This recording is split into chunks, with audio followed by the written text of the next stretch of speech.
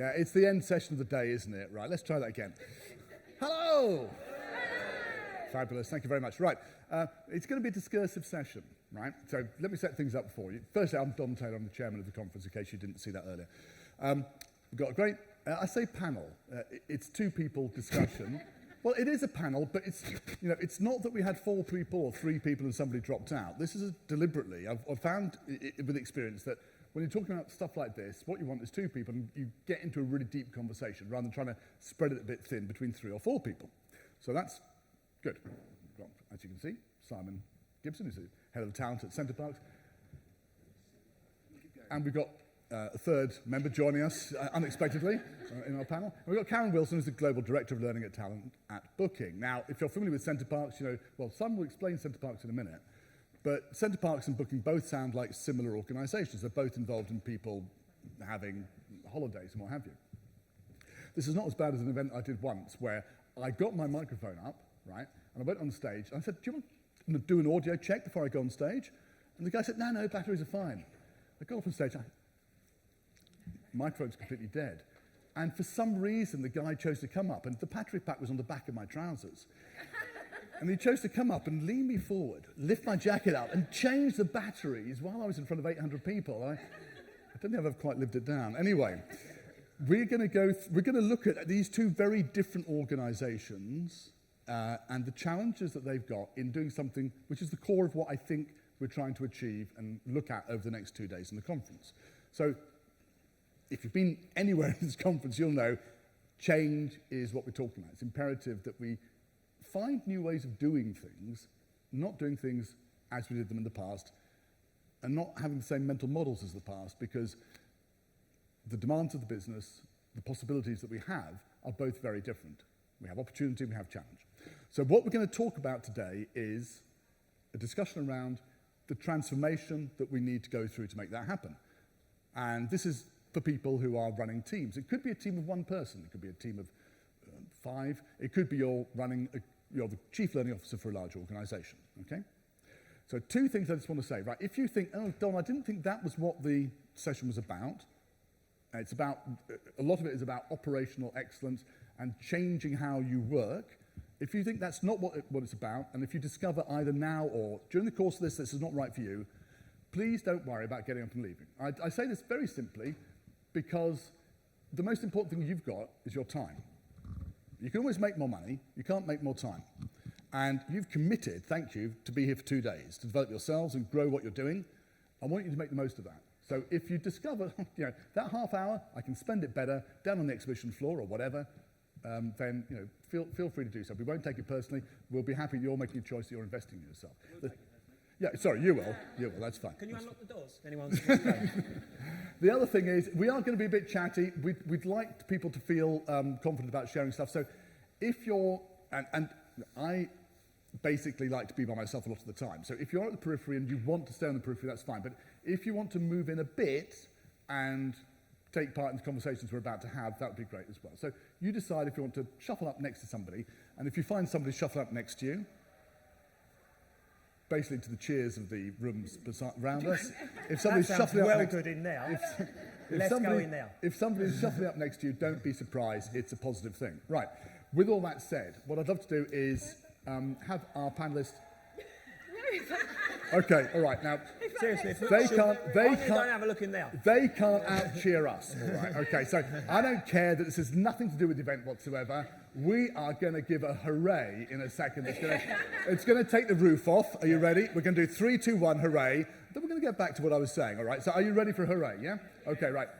3, 2, 1, hooray! That's all done. All right. Back to where we were. So I'd love to get our panelists to introduce themselves, and then we're going to fall into a conversation. I'm going to ask you a question, and it's a core question to what we're dealing with. From that, we're going to launch into the panel discussion. So, Simon, would you like to quickly introduce yourself? Oh, you've chucked me one now. I said Karen was going to go first, but, so yeah, I don't mind. So for those that don't know me, my name's Simon Gibson. I'm currently head of talent at a small company called Centre Parks. Hands up if you've been.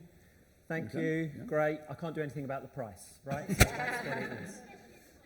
Especially in the holidays. Thank you for the parent. Yeah. I haven't got a traditional career in L&D, and apologies if you've heard this story before, but rewind to 2008, and I was working for a small company called NatWest, and they said, Simon, you're top talent, and a secondment move's come up. I said, that's great. I don't know what secondment means, and I don't know what top talent means. And that is kind of my genesis into the world of L&D all those years ago. Thanks for the cheer. Basically, yeah, I've just followed that through. I went through quite a few roles at what was NatWest, RBS, NatWest, through that flip-flop and through the financial crisis. We'll talk a bit about that later on. I've got a bit of a view on that, on skills and capabilities. I've been fortunate enough to work across the planet. I've worked for really large organisations. I've worked for really small organisations. I've been that one person, L&D function, and I've been the head of the really big function and had lots of money to spend. And there's some answer somewhere in the middle of that as well.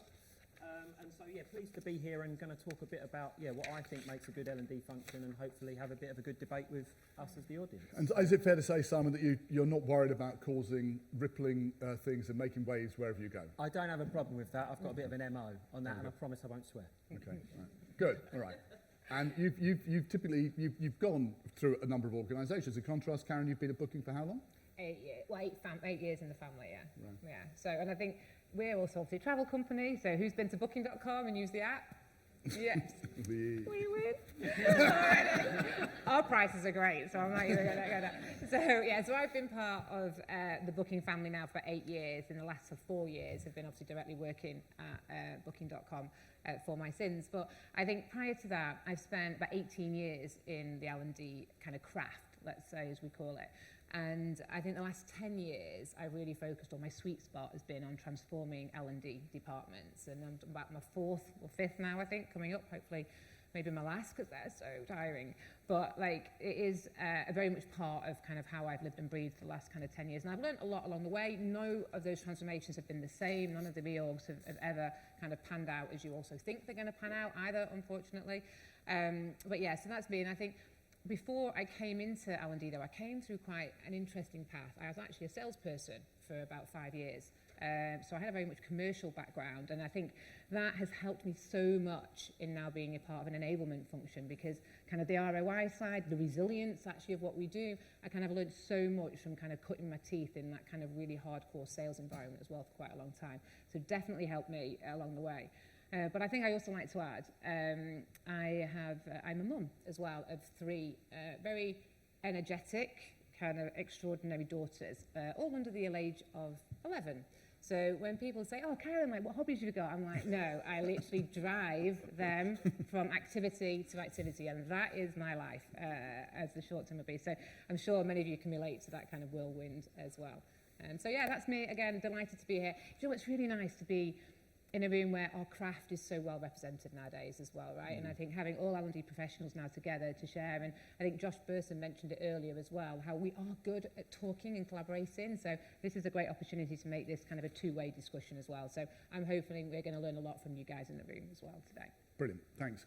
I've got a bunch of questions that we've discussed beforehand that we're going to go through.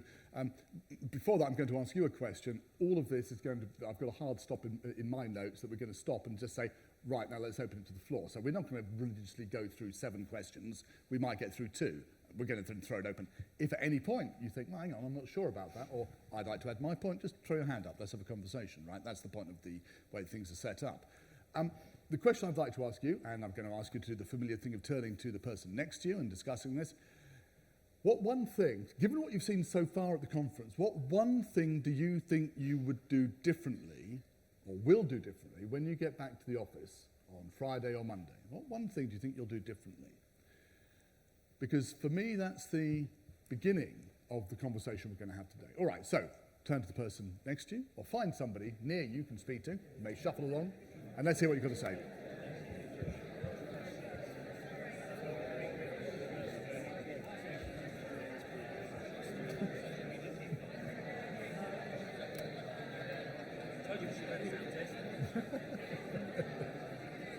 I chose the lucky one. Fabulous.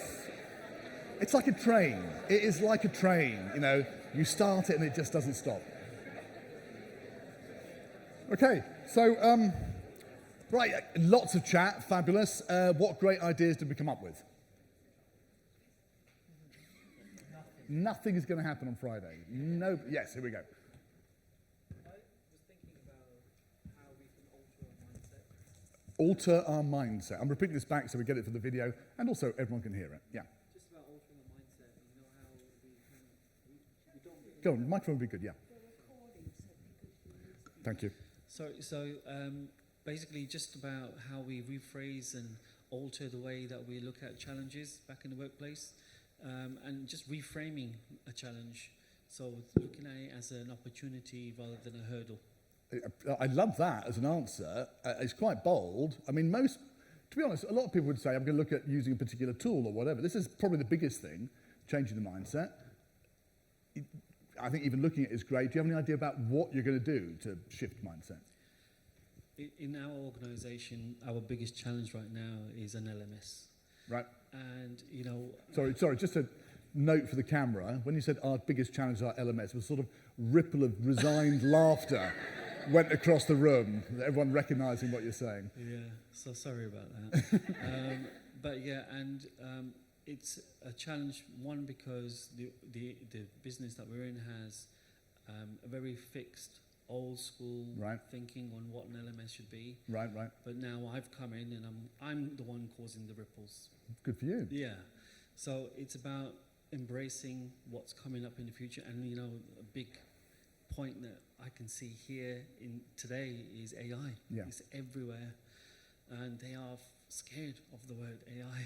Yeah. So that I need to work on how I can alter that mindset of theirs by Brilliant. introducing them slowly to. Okay, great. Thank you for sharing that. I hope that the conference generally will be helpful, and the exhibition. Hopefully that will be useful to you, and I hope that what we say will be helpful to think of ways of getting people to change their mindset. That's super, thank you. Any other thoughts, any other things you're looking to change? Okay, over here. Thank you. Oh, I love your tie. Yeah, we were actually discussing that, so we are like pharma, medtech companies, and so our companies are very concerned about data privacy, risk of leaking any informations by using AI. So we are very slowly implementing self-built internal AI tools. But that is really, really going slow. So we were actually discussing that one step could be to prepare ourselves for the change, which is coming slower than maybe in other areas, but it's so getting ourselves ready with the skills needed to support the change. Without necessarily using data that's dangerous to share. Thanks. Thank you. I'll add to that it's really important. Sorry, I don't know what's gone wrong with my voice. It's really important to be prepared, not just be prepared for a slow start, because my suspicion is at some point my company will have to embrace it. And just like everything that's been going on lately, it'll happen all of a sudden. And there'll be a high level of unpreparedness because it's always been forbidden. So this sounds very much like COVID, and you noticed seriously in COVID you noticed that there were companies which adapted really well and they were ready to work remotely, and there were companies that were completely flat-footed. Yeah. And if you've done some of the work beforehand, then when the change comes, you're ready to move. I did come here last year. Last year it was AI, and I spoke to one of the presenters, I think, in this room, and they said you have 9 months, otherwise you'll be way behind the curve. I took that back, the company restructured again. So yeah, it is just about keeping a weather eye and at least having a modicum of knowledge. I think, I do this research every year, the Global Sentiment Survey. We look at how people think about things. And one thing I've spotted is this sense of the AI shock, which took place last year. One of the questions which we ask is, what's your biggest challenge? It's a free text box. You can write as many words as you like, okay? And in 2024, 60 people just did 3 things with the keyboard, AI return. And that was all they wrote in that text box. That's my biggest challenge. It was also, of course, things people were most excited about. Now, this year, only 3 people did that. They actually wrote more this year. So they wrote more around what they were doing with AI, how it was a challenge, and so on. And I think what's happened in those in the year since you were last here, is that we have moved forward in that understanding of what we can do. I don't think we've necessarily moved forward in actually making it happen. Right, this is really interesting. Building skills for the future, changing mindset. Any other thing that you think, yeah, we're going to change that thing when I get back to the office, or at least start it on Friday? These are quite big things, by the way. We've got two here. We're going to go over here, sorry. And then we're going to crack on. It's definitely not something I'm going to crack on Monday, but in terms of starting to think about future OD of the learning function, probably less relevant in a smaller company, but when you've got a large-scale learning function in a 60,000 colleague organisation, I think the whole point this morning from Josh's session on kind of decentralisation, I think AI will take away some of the tactical change, knowledge-based learning we do. So yeah, I think, again, AI is just going to make such a difference, not just in the running of the learning function, but in some of the activities just going. For sure. So I'm keep the microphone for a second. What are you going to do about it? I think there's probably a 2 to 5 year plan around what your content strategy looks like. Yep. Which is going to change depending on how the knowledge management systems come up and how those agents all work together. And then ultimately what your learning proposition is going to be in the end. I feel I might be in a good place because I've got the group-wide proposition. I think that's a really interesting phrase, what your learning proposition is. Let's take that and run with it a bit. Thank you so much. I know everyone's got great stuff they want to share, but we're going to carry on now with the questions. Obviously, we're going to get Q&A and interaction as we go on. Throw your hand up if you've got something you want to say. Let's crack on. We agreed some questions beforehand. No, hang on, sorry. I've been doing all this stuff. What's your reaction to all this? I've got some points. Go on. So to start with our contention, I don't think we have, look, content's not your problem, and the learning system isn't your number one problem. If I had 100 of your business people sitting in this room, I'm going to bet my children's lives they wouldn't say that to me. But to be fair, the point here wasn't the learning system, it was the attitude about the learning system. Yeah, no, I love that bit. Okay. Yeah, I love that bit. So I buy into the mindset and the shift, which hopefully we'll talk to in some of our experiences and what we're doing. So I think I really like your point of how do I start to reframe and shift and think a bit longer term. I wrote down, why do we exist? Like genuinely, why do you, it's a bit existential, Simon, what are you talking about? And I'm like, why do you exist then? What's the purpose? Because if the purpose is to serve stuff, then you are going to be obsolete and you will get overrun by technology. If the purpose is to add value, maybe that's a different conversation and we can share some of our experiences. And that comes down to the learning proposition. Was it learning proposition? Was that? Yeah. What's our proposition? How, and yeah, is it around delivery or is it around value? Yeah. Well, no, I think, and I understand the LMS, right? And I think I'm obviously work for a tech company, so the tech stack for us is actually really important, right? And I would include the LMS in that. So I think in order for us to have the freedom to operate in the places where we want to prioritise, which is to get up close and very personal into the business now and where we can actually add value, then some of that I just need to work, right? And I don't want to spend time, I just need it to work. And I think to your point about the kind of what it will take away, again, I think that taking away that tactical stuff, again, is a good thing. That's really refreshing, right? It means you can actually focus on the things that are going to make a fundamental difference to the business. And I think if we don't shift into that direction and embrace it, you know, if we're not relevant, we will be redundant, right? And that is not a place any of us in this room really wants to be, because we're passionate about what we do, exactly. And we see the value when it works. Like when we nail it, we really can see the impact that we have, right? And it's when we spend too much time really quite often in that generic space, and I'm a bit of a yes person, you know, I like to people please along the way, and we take on far too many asks and requests quite often, and then we get dilute our offering to the business share, and they then don't see that value. So I think taking away some of that, actually, I salute that, and I think the more we can do that, and the more the technology can help us, which again is where I do think we need to invest in. Possibly we need to alter the proposition in conjunction with changing the mindset, so people aren't expecting us to be the pizza delivery company, but rather something more creative and more in line with the business, and we're offering the right things. I asked you if you could do a quick opening statement of where you've come from and what you're doing. Do you want to do that now, or do you want to get straight into questions? Let's get straight into questions. Straight into questions. Right, let's do that. Come on.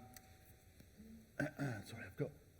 It always sounds so good when you write it down, then you think, I'm going to read this in front of people. It's incredibly wordy, so bear with me when I read the first question. Do we really need to change how we work in L&D? what's wrong with what we're doing now? I think we kind of answered that, but yeah, Karen. Well, yeah, like, and I think it's put very simply, we do need to change. And I think the world, and I've seen obviously over the 18 years, whatever, but certainly the last 10 years when I've been transforming departments, that I've seen that evolution, that I've changed, of course I have. The pace now, though, of that change I've seen in the last few years is really ramping up, right? And that's where we need to keep it on top of. And it's not just the VUCA world, you know, we talk about volatility, uncertainty and complexity and all that. It's like the business environment now is demanding more from us, right? We can't escape that. They want to see the impact. They want the ROI, right? The technology, though, around us, we obviously, Gen AI is on the table, as we know, but the data insights that we need to be able to drive what we do, again, is changing. But also the workforce environment. So, you know, all the skills, the upskilling of skills, like that is so rapid. You know, we even talk about the disruption of AI. It's like 40% in the next 3 years of majority of roles that exist, right? The amount of skills we have to be able to get that significant gap on. And then when you look at employee preferences, right, how much that is changing as well. So, you know, people, don't have much time, we know that, but their actually attention span is like, and I'm mum of 3, right, their attention spans are really low now in the organisation and the younger people coming in, and we have to solve for that more so, but also they want more personalisation, right? They want this to be, well, what about me? What's in it for me now? So the generic, more kind of sheep dipping approach that we used to be more renowned for, you know, that's not our luxury anymore. And if I look at the service we deliver, you know, and you know, and I'm quite critical, I think, of what the work we do. Like, I don't think we're quick enough. I do think our time to delivery is too slow. Like, I do think there's duplication in the organisation, and I look around and I think, yeah, like, you know, we're not being cost effective. We're quite labour intensive still. You know, there's some manual processes that probably in my comfort zone that I kind of hold on to, and I'm like, okay, that works, so I don't break it, you know, it's not broken. And I think, so taking that into account, we do need to transform, and we need to open up to that, and obviously we'll talk about how it looks like shortly, but certainly, yes, I fundamentally believe. So there's external demands, some of the external demands are from people in the organisation, how they choose to learn, how they choose to take on board content, demands from the business that things need to move faster, requirements are changing, and this is all happening faster. When I used to work in the 1990s for a classroom training company, it was a really fun time. We were growing during the course of the Windows releases coming out in the 1990s, and we would put out a public course schedule once every 6 months. Right? And that was, my job was to deliver some of the courses and to prepare the marketing materials. And it was a period of great comfort in the sense that you knew exactly what was going to happen. And your greatest challenge was the operational excellence of filling a classroom. And I cannot imagine that being an operational model today. So, Simon, do we need to change? Why? Why do we need to change? Well, why yes, and what we do. Right? But so I'll go back to my quick banking example. So 2008, financial crash in this country had ramifications across the globe. Trillions of dollars were lost.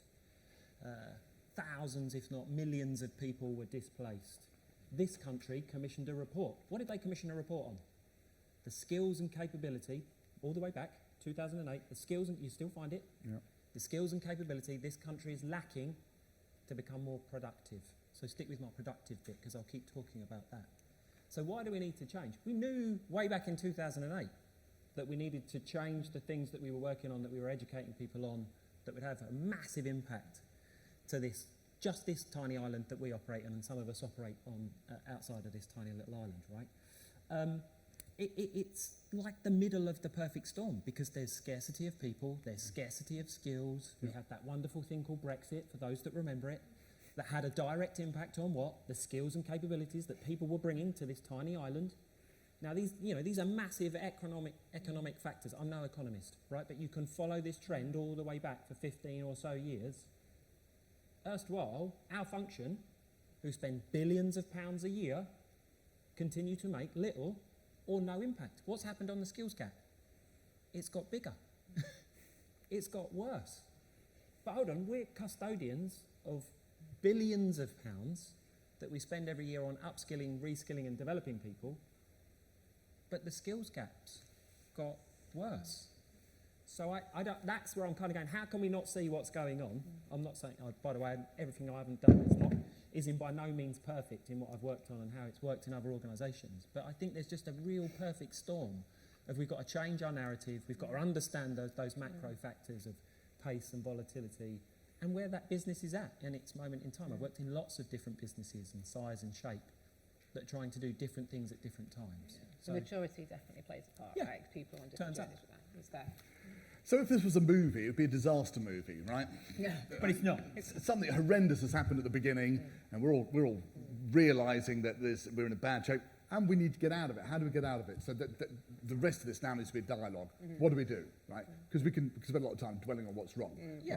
Right. So how do we get out of it? What's the alternative? What should we be doing instead? In broad brush, and then let's start looking at some of the details. Yeah, and again, this is supposed to be practical, right? For Yeah. us to talk about as a room of practitioners or people interested in working in this field, what can I go and do?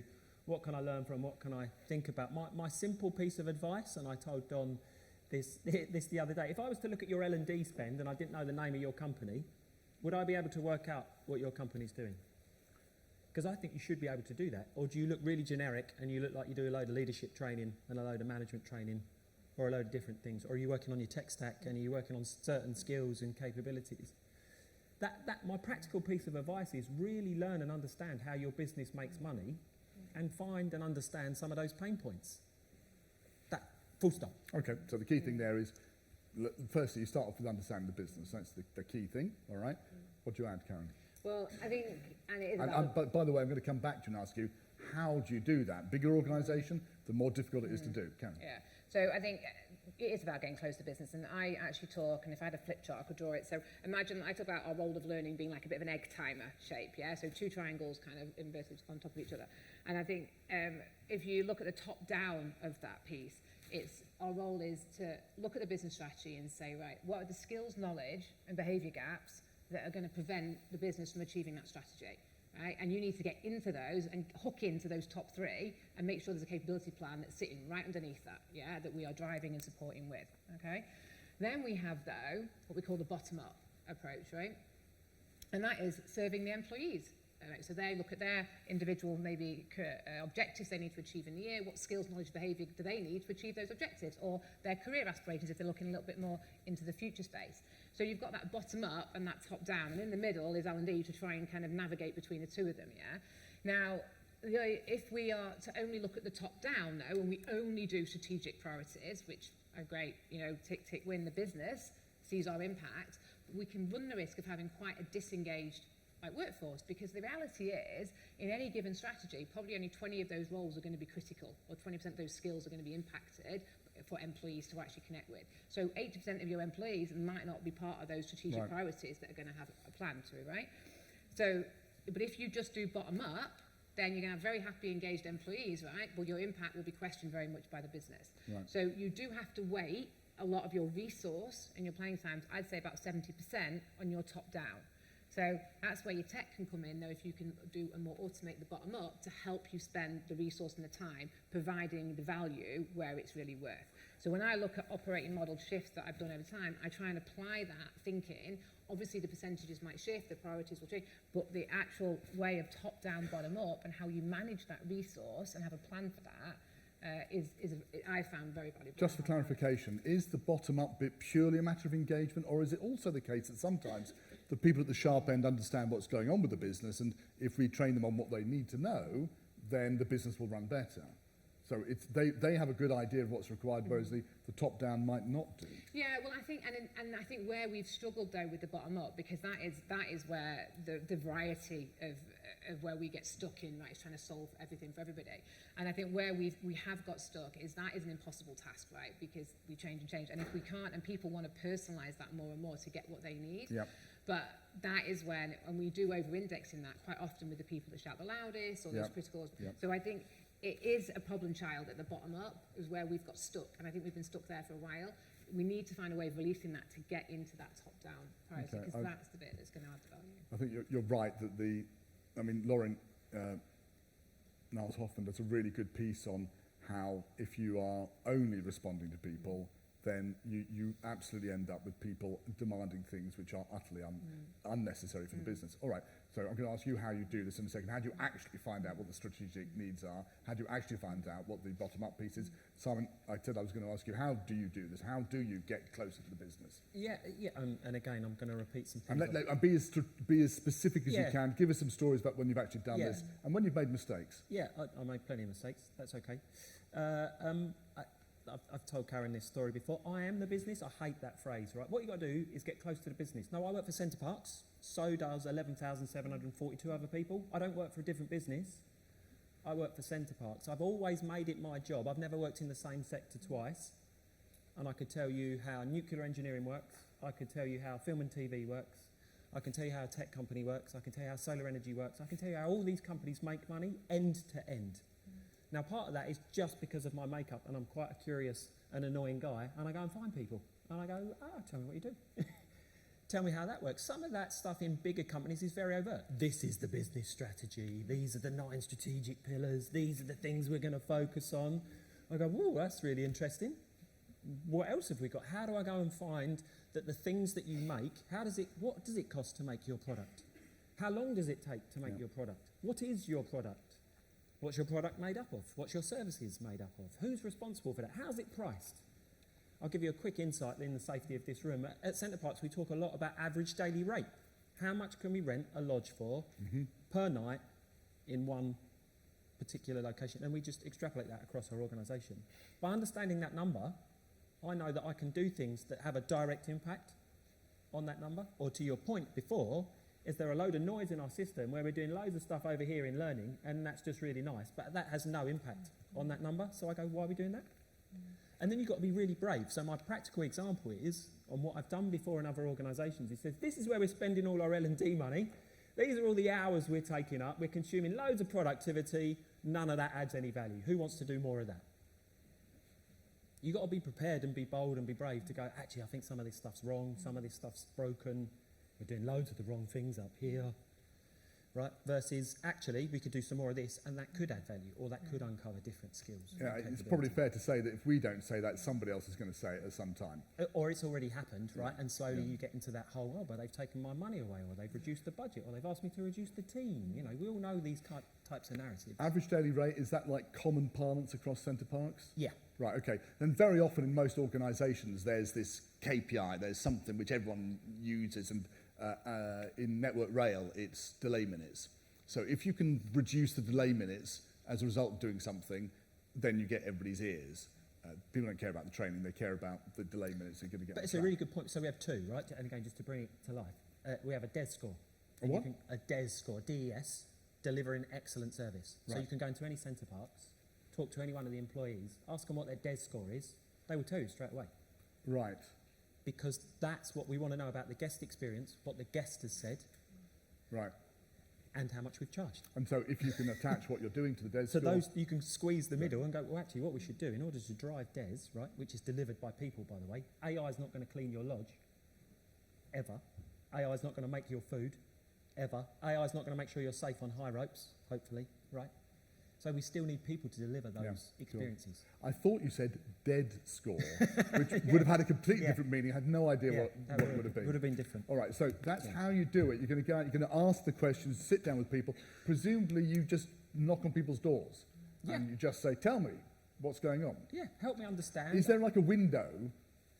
If you're first in a job, you've got honeymoon period of like 2 months when you can do that, and then people say, why does he keep asking all these questions? I mean, it's different, right? Because I've worked in different companies, whereas Karen's Yeah, changed yeah. the same company. I've always kind of gone in and go, well, tell me what I don't know, help me understand. You can do desktop research now. We were just talking about it before coming live on stage. You are going to have to go and spend some time and go and find out what your company puts in the public domain, and just go and ask people would be my big, bold, brave advice. Make friends with finance, right? That's another one. We'll talk about that later on. Yeah, yeah. All right, so you're going to knock on doors and just be annoying and ask questions. Be like me. Be like Simon.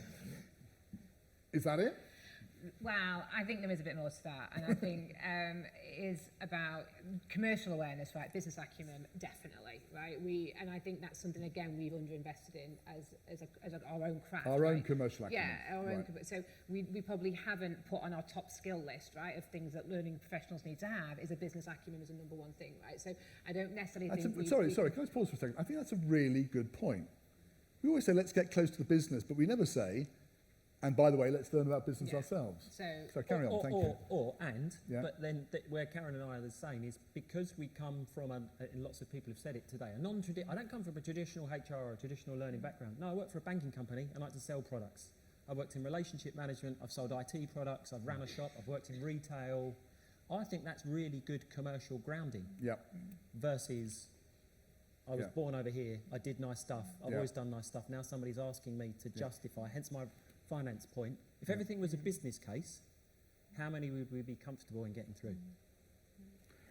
So I think business acumen, definitely something to be able to have the conversation, but I think we don't also do often enough our stakeholder mapping, right? So if, for example, we should really be refreshing it every 4 to 5 months, right? Every 6 months. We probably don't. I don't even know if all of you've got one.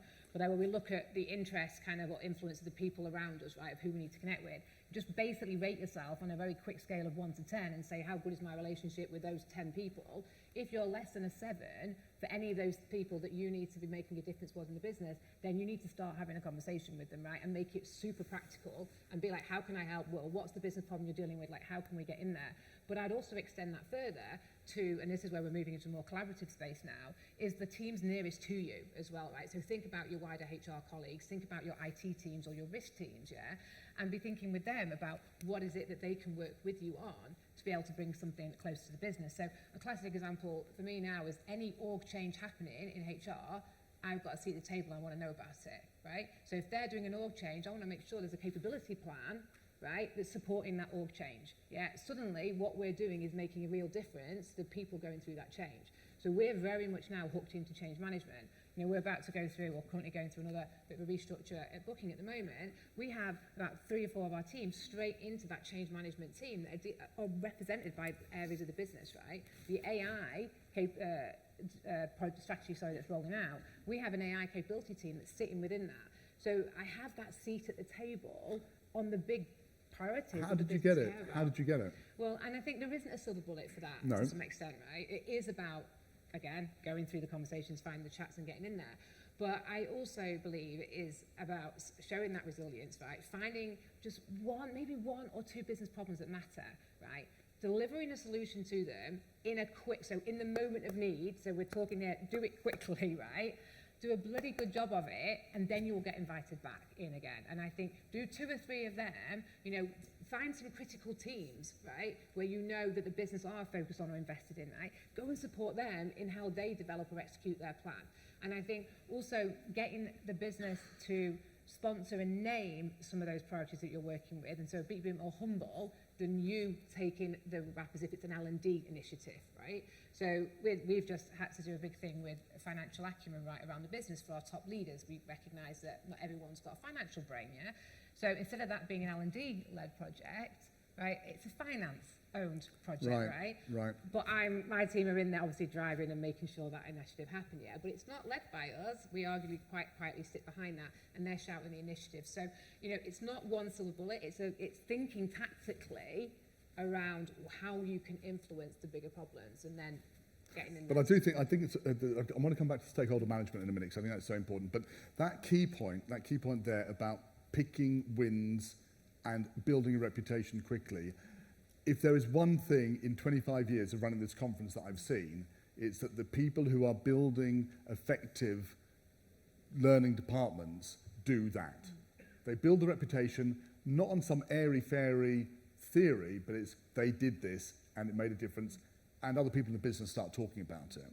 That's great. Now, stakeholder management, it can sound like a theory. Practically speaking, I've seen people do this really well as a team, and it has a transformative effect on the L&D group. 1 minute, how do you do your stakeholder mapping? How would you do it? So, I mean, I've probably seen the theory, right? It's a 2x2 grid, I think, with interest and influence that go each way. But you just slow down, because maybe not everybody got that. You've got a one axis, which is impact, influence, yeah. Another one, which is interest. Yeah, Okay. right. And it's basically saying, like, those people in the business, the business leaders that you are connected to, okay, what interest do they have in what you're doing, or what can they do to influence also what you're doing, yeah? And if you then just plot a list of names, you can do it now on a piece of paper very quickly. Who are those you want to get up close and personal with? And then just rate, very basically on a scale of 1 to 10, like, what is your relationship like with them? And be honest, right? Do they even know you exist, right? That's the other thing. And I'm a big believer in, as well, as what got you here won't necessarily get you there. Yeah. And we often stay in our comfort zone with our relationships, right, with the stakeholders. Yeah, so we just kind of think, because we've been in somewhere quite tenured, or people know who we are, that we forget that people move on, people evolve, right? And we have to let go sometimes of the relationships that got us where we are today. And we know this a lot in leadership, you know, it's a very kind of thing in leadership pipeline work, is what got us here won't get us there. And go and actively invest and find those new stakeholders, right?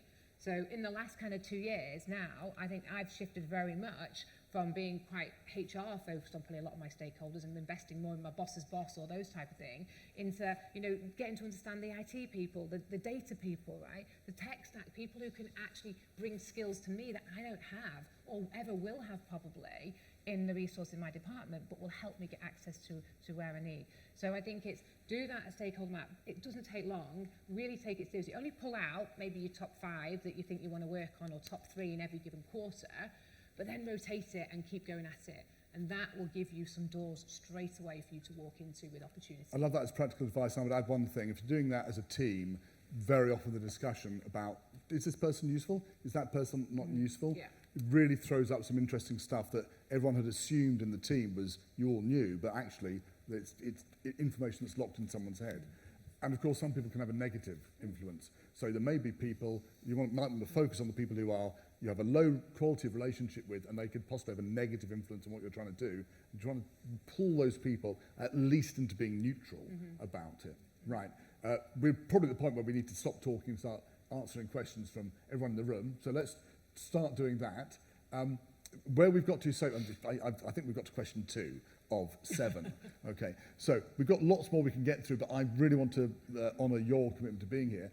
What would you like to ask our panel about what you're trying to achieve, to get some practical advice on being able to change stuff on Friday, maybe Monday? Go ahead. Oh, here's a microphone. Thank you. Thank you. It's a great session, by the way. For a newbie, when I say a newbie, someone that's new to the organisation, what strategic advice in terms of strategic change would you give to build those stakeholder engagement? You're new in the organisation. You've had lots of experience of being new, Simon. I'm always Mr. New, right? We'll probably talk about it later, but one of my top tips is, like, curiosity is a superpower, and it's so underrated. Help me understand what you do. Help me understand what your team does. Help me understand what your department does. What gets in the way if you're doing that more of the time? What are some of your pain points that you've seen? You could keep going. You don't need me to tell you how to ask the questions, but don't underestimate the value of just going, look, I'm new, I'm here to understand the direction of travel. Where are you trying to get to? What does that look like in 12 months' time, 18 months' time, 24 months? Maybe that's a bit far. But yeah, some really simple but pointed questions. And to add to that, don't underestimate your own superpower of having fresh eyes in an organisation as well, right? So I always find that very powerful. So any new person that joins my team at around the kind of 5-month mark, I try and have what I call the good, the bad and the ugly kind of conversation with them, which is to say, like, you know, tell me what you see is absolutely awesome, right? What we're doing well, love that. But more importantly, tell me what you think is difficult, where you've seen the friction points. Like, they've got, like, experience, we've hired them for a reason, they've seen other organisations do best practice, we can all learn from that. Like, get those fresh eyes in. So I'd also say, you know, absolutely go and find the stakeholders now you need to find, but also don't underestimate some of those inner things that are telling you, this is quite right, this is, like, feels broken, there must be a better way. Like, that is a post-it note I have on my laptop all the time, which says there has to be a better way. Because I think it's a question we should need to keep asking our teams and of ourselves to kind of push that through. And 4 months is a nice time as well, because I think you kind of get past that window of, you know, there's maybe more behind, you don't know why it's there, to actually, but still be fresh enough to not have been converted into the way of things. I think that, when you're asking the questions as well, I would always ask, what does it look like if you succeed? And what happens if you do nothing? Yeah, I love that. Yeah. What if we were not to do that? Yeah. And that gives you the Kind of cost of not acting. exactly. Cost of not acting is something people don't usually think about. What else? Any more questions? Thank you. Hi, my question is around the capability plan that you mentioned. So what would be in and out of scope for a capability plan? It's a really good question.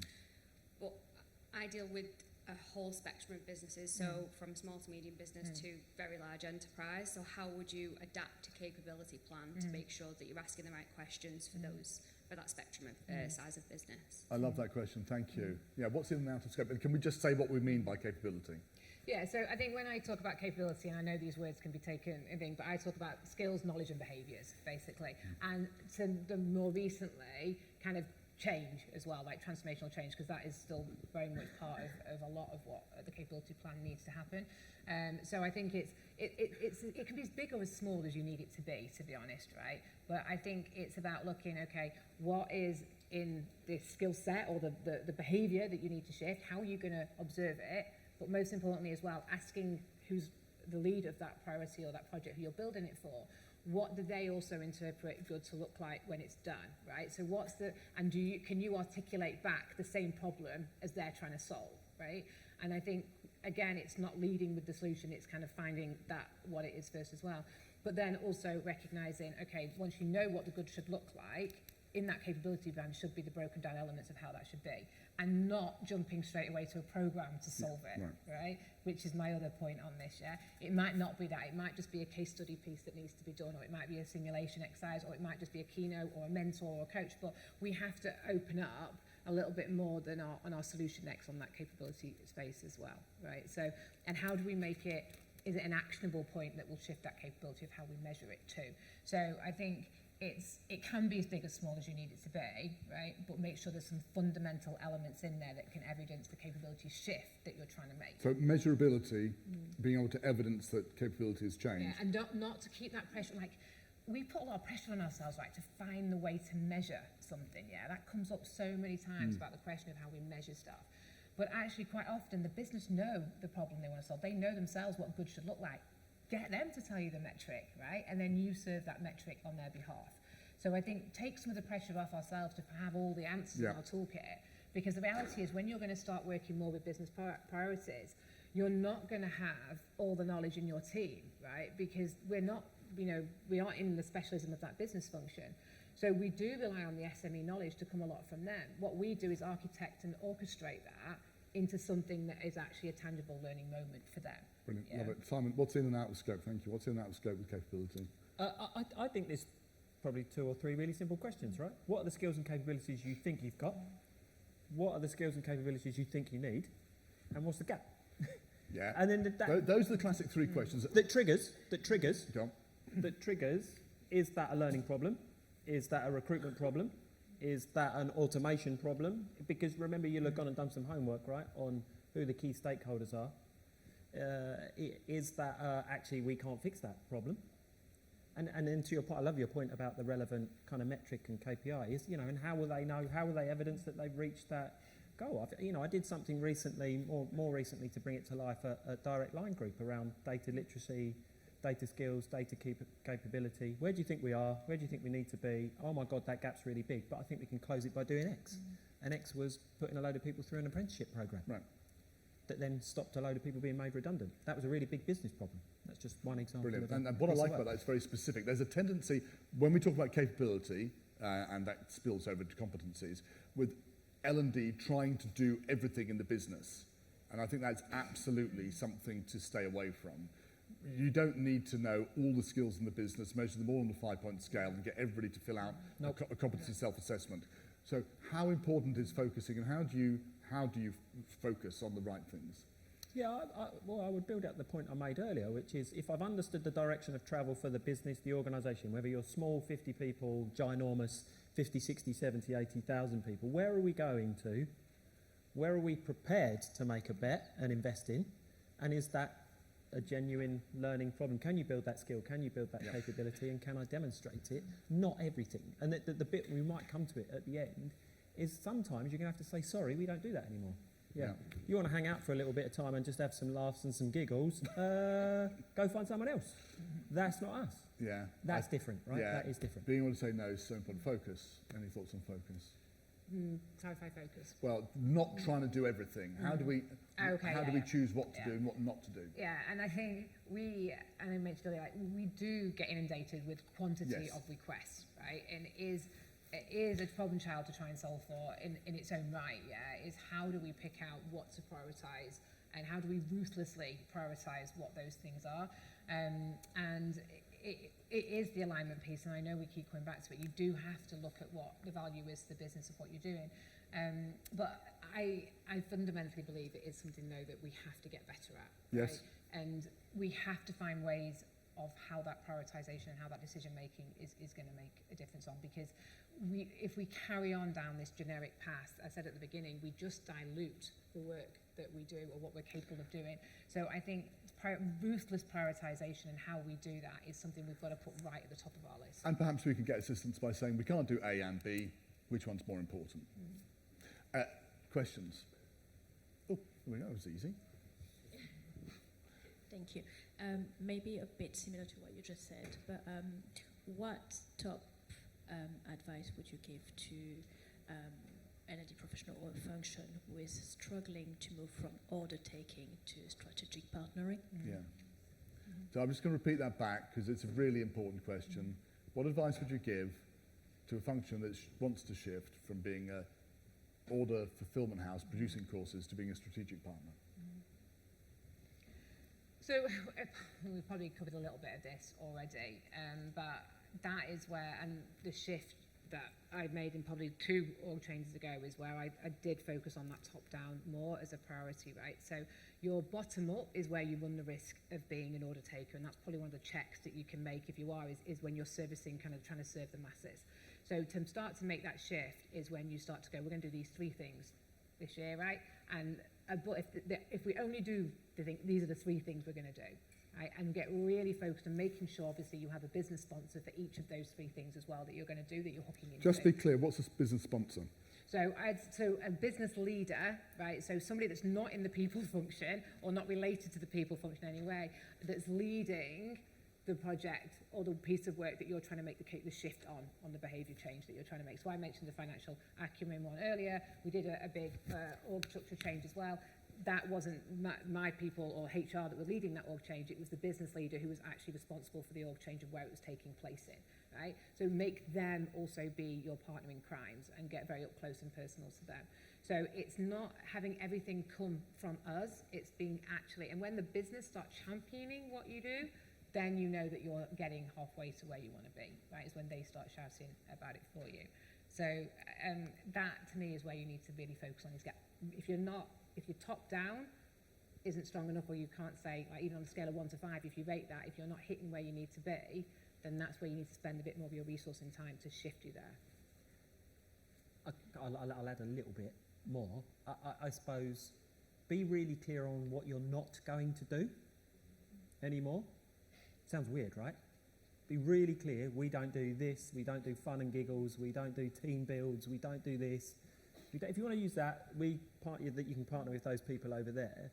Now, I mean this with as much love and context as I can wrap. You've got to change the people or change the people, because proverbial, if it translates, you could be flogging a dead horse, right, for 12 months and go, I can't really do that. I really want to do these 10 things, but those 5 people are really holding me back. I'm like, well, get rid of the 5 people, because that, at some point, you're going to have to bite the bullet, make a leap of faith. However you want to translate those words, is some people, maybe some people in this room, right, can't make that transition. And that's okay. There'll still be work for them, but your work's going this way, and you want to do these things, or your company wants to do these things. That's a balance we're always trying to find, especially if you're in the top seat or towards the top of that. That's quite hard. That is quite hard to make that call. But sometimes that's what's going to accelerate your shift. Unless they're critical teams, definitely support them. Yeah. Apart from a chosen few. Yeah. I had a very good conversation with Chara Balasubramanian, who was the Chief Learning Officer of BP at the time, and he was talking about, he's a really nice guy. who was saying, Donald, you want to do this job, you've just got to have a thick skin and you've got to be prepared to make enemies. I thought, oh, I wasn't expecting that. You know, I was expecting to say something nice and comfy, but his view was, you've got to be prepared to take a stand on something and say, no, we're not going to do this. So, does that sound like something you're happy to do? We'll see. We'll see. It's a good answer. And make it accessible to you, though, right? So if there are things you're going to say no, think about the obvious thing, like the first 3 or 4 things. If you make it very conceptual, you will not change. It won't happen. You've got to make the plan pragmatic, and that's when you probably gather now I talk a bit in numbers, because like, what are the 3 things I'm going to do differently? What are the 2 things that I'm going to do first? Because that way you will start chipping away at the problem. If you keep it holistically and say we're going to change and transform, like it's not going to happen, right? So get a plan and keep revising the plan. There's right? something else Have about using numbers like that. It just helps people feel you're being concrete and serious. For some reason it works. It's like when you send out an email, it's more likely to be opened if you say 5 things you need to do X rather than things you need to do X. Putting a number on it for some reason makes you sound more credible. I'm not suggesting you're not credible, just that. More credible. Even more credible. Yeah, exactly. Right, okay. So, another Someone question. over there. I've got lots of, yes, okay. Gentleman over here, brilliant. It's funny actually, in these questions we're covering a lot of the questions which we were going to talk about anyway. So I'm pleased that we got that. Yes. Hey guys, thanks for the talk so far. I'm wondering how much the rate of change that we're experiencing is forcing you to sort of consider how long-term you're looking at future-fit organizations, the skills you're developing, the platforms and technologies you're preparing for. You know, for example, let's go with the favorite topic of AI. We might be thinking about technologies and skills for prompting AIs as the new skill set, and then pretty quickly, in 6 months from now, that might be redundant. So have you changed your forecast of how far in the future you're trying to be future fit ready? And then it's the kind of chicken or egg of tech inspiring the skill, or skill which is served by the tech. It's I find that a really interesting question. Really actually, interesting. because if you look at the data just come out of the World Economic Forum, right, they looked at the skills, the most relevant skills, I think it was from 2025 to 2030, yeah? And you look at that top 10 list of skills that's needed in the next 5 years, it says things like critical thinking, like problem solving, creativity, leadership. I mean, thank God humans still want to be led by humans, right? So that is a positive. But I was like, oh, well, where's AI and where's tech in there, yeah? But if you actually go deeper into that research, what it does say is that those human skills have to be powered by AI proficiency. And that's the interesting thing that we need to get into, is how that actually plays out, yeah? And I think if I'm to look at the list of booking skills right now that I know that we work on, I will still see show up there, and it's not necessarily a bad thing, but I will still see show up there Excel, Python, cloud, whatever, project management, they're the kind of more technical skills that the business are focusing on. So already I'm sat back with the team going, we have a gap, right? And that's on us now, those skills from 2025 to 2030. So we have a gap that we need to be able to be getting ahead of if we're going to future-proof this workforce or help the business to be remaining to be relevant, yeah? How do we bridge that back to keep up with this level of change? So already that data is telling us something that we need to be sharper on. Okay, so I think it's a really interesting question of how do we then plan for that, right? And it's on us now, yeah? So, and there is still a day job, right, that we still have got commitments to. Yeah. And I can't just throw all of that out the window, because there is governance, there is, regulations, there's mandatory stuff we still have to be able to solve for. But that is definitely in our line of sight, and it has to be in our line of sight now to plan for when that's going to actually land. But just to drill down on the timescale thing, are you saying, well, we used to confidently plan for 2 years out, now it's dropped to 6 months? Or are you saying, no, it's the same skills we need, but the way we do it has altered faster? Yeah, and I think our planning cycles are coming more rapid now, I think is fair, right? So maybe what was, in fact, I used to work for a Japanese company, they had like a 50-year plan, right? That's well out the window. But they are coming down in cycles, and I think we have to be able to and this is where agile comes in. I don't want to, kind of open a can of worms when we start talking about agile thinking, but not in its purest form, but in its thinking capacity, I do think those agile mechanisms really work, right? Is how do we help us move faster? And thinking about plans and strategy, often in a monthly review course. I mean, we all do QBRs, right? So quarterly business reviews. That's now a monthly business review in some areas of the business, right? So, and it's needed to keep up with what's coming in. So we definitely are making that shift down, and those kind of feedback loops need to be coming in more frequently. So I'm booking a tech company. Center Parks isn't. Yeah, it's slightly different. You just freak out at agile. I mean, I like the approach. I really like the question, but I suppose the way I would overlay that and maybe reframe it is it's going to depend on the context of the company, right? My company's 35 years old. We don't have a tech stack. We've only just appointed our first CTO in 2025. We opened our first app ever last year. You know, there are some fundamental challenges to that business. I came to Center Parks from M&S, 120-plus-year-old retailer, right, that was trying to change at absolutely astronomic pace. Unbelievable. It never worked anywhere so fast that made a decision and changed its mind the next day, right? So I think there's just something, and again, that is a skill, and it does take some time with your network, understanding the business priorities. What is our appetite? What's our pay? There's no point me going to Center Parks. Let's land on the moon. We're going to smash it out the park. They're going to go, we just needed to get off the stage, Simon. So that would have been a lot more helpful. So there's just that equation of understanding your business pace, your business appetite, your business speed. How fast can it really move? How fast can it? Because it doesn't matter what we say on this stage. Yeah. If your company can't move that fast, forget about it. Forget about the tech.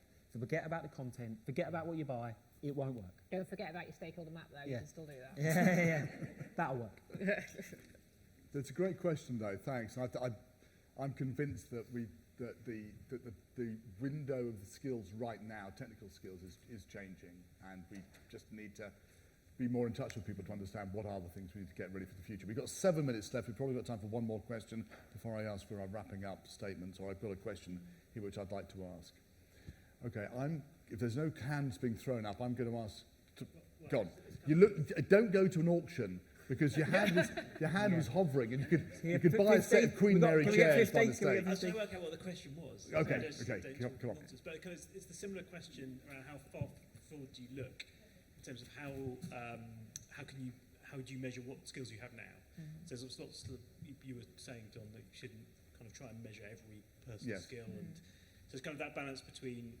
There's lots of platforms out there that will profess to be able to map all the skills in your business, or do you just kind of go on the kind of more gut feel, what's the business telling you what the problem is? So the pace of change, people are developing skills much faster. How do you kind of keep track of where that level is, and therefore identifying the gap, if that makes sense? There's quite a lot in that question. How do we keep track of the skills? I'm going to say, how do we choose which skills to keep track of? How do we then keep track of them? And how is all that affected by the pace of change? Yeah. I'll have a go. We've got about 2 minutes. Okay, brilliant. I think it's a chosen few. Yeah. My experience tells me it's a chosen few. I think my experience over the last 5-6 years tells me it's really hard to go past 18, 24 months because guess what? A load of stuff's going to change really quickly. Depending on the size of your organisation and its appetite, I'm sure technology will help you uncover, codify, do some of those. You can just do it with an Excel spreadsheet and a load of conversations. Because I would say my only add to that would be don't do it on your own. Like it's not, you ask like, how do we do it? I was like, it's not probably for you to do that either, right? This is where the partnership, the relationship, the business, they're going to tell you what skills is holding them back. Right? They will tell you what knowledge gaps they have in their departments that are stopping them achieving what they need. And they will tell you the behaviour that they don't want to see, that they keep seeing showing up, that they need to see done differently. Right? So they are going to tell you those answers. So it's a case of take a pen, listen to that, and then prioritise from that information you get back, So I think sometimes we make it our problem to solve, and we spiral into, the abyss of, and we just go down and down, right, in this thing, and actually it's not our problem. We go back and challenge back with and that, takes us onto like, it's confidence as well as capability we need to build as well, right, in our craft too, and I think the confidence can sometimes hold us back, and we go too heavy on the capability, so bring the two forward and challenge back that, I would say, to build that confidence too. Right, I'm going to ask you to give one brilliantly pithy summing up of everything. Oh, you can go first. And everyone can then take that away and use that as a golden nugget to transform learning in your organisations. starting. Not even Friday, starting tomorrow morning. What one thing do you think is crucial in running L&D today? And be as practical as possible. Yeah, so me being me, I didn't pick one thing. So I would quickly say, so if you don't agree with what I say, that's okay, right? But if you do want some help and some counsel, find me on LinkedIn. I will genuinely give you my time. I will talk to you about my experiences, and I'll tell you what I got radically wrong and what things worked, right? So that's my offer to this audience, to anyone in our profession. I'm happily giving up that time, right? But to answer the question of what one thing, I picked 3. Tackle big problems. If it was your money and your time, answer that question, would you do it? And thirdly, just get really curious. Understand, help yourselves, help the business, really understand that the things you're trying to tackle, and then you can just repeat that process, right? You know, because you should understand that by answering some of those questions, you're tackling real big, chunky problems. So that's where I'd start with tomorrow, later today, or I'll be messaging me, Dan Simon, that was a load of rubbish. Let me tell you why. Brilliant, brilliant. So, what do I say? I think I would always believe you need to have the passion, the belief, and the energy, right? So take that with you whenever you go into any of these conversations, because that's. Can you just say those 3 words again? Because I don't think I've ever heard that in the conference before. I think it's really important. The passion. Well, passion, belief, and energy. Because Right. I think enthusiasm is infectious, right? And if people want to work with you, they want to work with people who've got energy and who have got enthusiasm. So, you know, take that with you when you're coming to the table with the ideas or the changes that you want to make. Bring that there, right? That's, to me, you should have that in Plentiful. But I think also really think about your business and commercial awareness, right? If that's something you need to invest in, take that on your individual journey and do that. I promise you it will pay dividends respectfully and for your credibility when you're in that room. Because if you get that seat at the table, you want to hold that seat, yeah? And I think having the credibility to be there often comes from the level of business acumen you could also bring to the conversation. Yeah, so I think that is certainly another thing that I think we need to prioritise. And don't be afraid, I think, to collaborate with your nearest peers with you. Like, don't feel you have to always go into something on your own. We're much more powerful now, I think. I mean, I talk about being individually talented, but being collectively powerful. Right? And I think that's a big steer to end on. And when we look at the opportunity now, the landscape for learning is quite an exciting place. It's very dynamic now, yeah? This is our time to actually shine, right? I think there's no more exciting time to be in L&D than there is right now. That is going to come with obvious challenges. It's going to come with a sense of responsibility, of course. But I think if we take pride in our craft and we learn to collectively and collaborate that together, you know, we will make a difference in this space in the next 2 years. We will have that seat at the table and we'll rise together on that place. So I think it's massively our time to shine. So don't lose that, what you have inside you that's got you where you are as well here, yeah? You know, it's so important that you bring yourself to the table as well. So I know it's going to feel a bit scary over the next couple of years. We are all worried about what redundancy options that could mean for some of our roles, some of the way we do things, our comfort zone, but also lean into it, because if you're not leaning in there, shaping it, it very well can be done to you, and that's not the place you want to end in, right? So take it as our time to shine and embrace the energy and take it with you. Brilliant. Well, I think that's a really, apart from the redundancy bit, it's a really positive and actually really practically useful thing. I love the idea of embracing our passion. Can you please give it up for Simon and for Karen, please? All right. Also, note my excellent chairmanship. I said one thing to each of them. I think Simon did 3, and I think Karen did 4 things at the end. Anyway, there we are. No control at all. Right. Now, we now go seamlessly into post-event drinks, and that's down in the place where we had lunch, so down in the exhibition area. Follow the grey/silver carpet, and there'll be drinks waiting for us down there. Look forward to seeing you there.